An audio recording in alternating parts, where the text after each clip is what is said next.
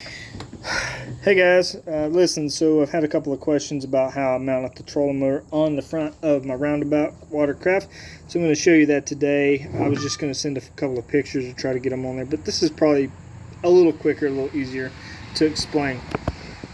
Okay, so normally that's your locking pin. Pull that guy out. Trolling motor comes up, and that's the plate. Standard motor guide, standard Minn Kota. They'll really fit both. They have universal ones. You can get the manufactured ones, but either way, it's nothing but a huge thick piece of nylon. Looks like that.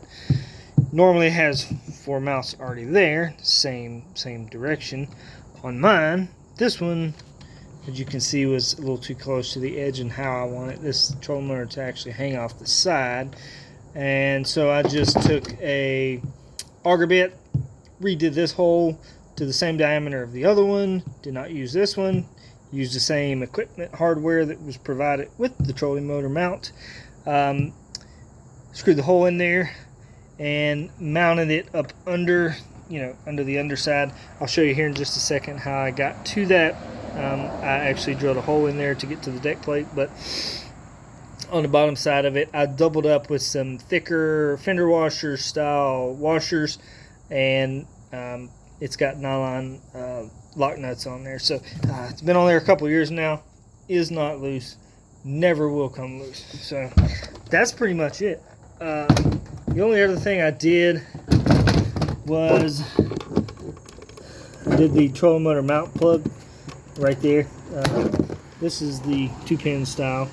That's all it really called for. Didn't require the 3-pin. So anyway, I picked this up at Academy, and I probably wouldn't recommend mounting this thing like this in the front unless you do something like that. I had to do a sleeve on there to give it an outward recess, and I actually used a cutting board for that, so I knew spray painted it black. But it did the trick. What I found was it stuck inside too much, so the thickness of this, it was bumping the front of the Roundabout, so not the best place to put that, but actually it worked, so I've had no problems with it. Okay, hold on. So there's my hatch. That's a 4-inch deck plate, and I use that just to cover the massive hole I drill in there to get my hand up to be able to mount that trolling motor mount. So what I did, you're probably looking at it thinking, how'd you get that in there? You double up a jigsaw or something like that. No, I didn't. You could probably do a roto zip or a Dremel tool, but if you want a quick and easy, get you one of these guys, 4.5-inch hole saw. There you go. This is actually, it's like a right or left angle drill extension. So pretty much you can do it like that. Put your drill in here, tighten it up. Your drill comes up, and poke it in there and drill your hole. I think the this is the Ryobi.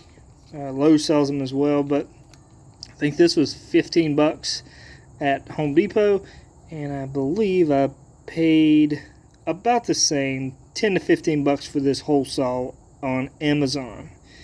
The deck plate was $7.90, I believe, on Amazon.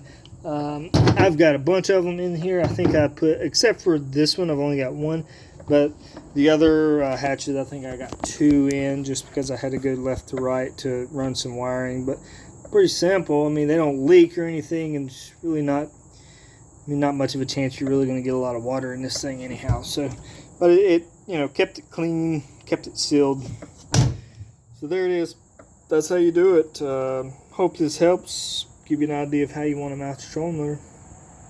I'm telling you, front mount trolling motor is the way to go on this thing, especially if you're going to do the outboard on there. So there you go, guys.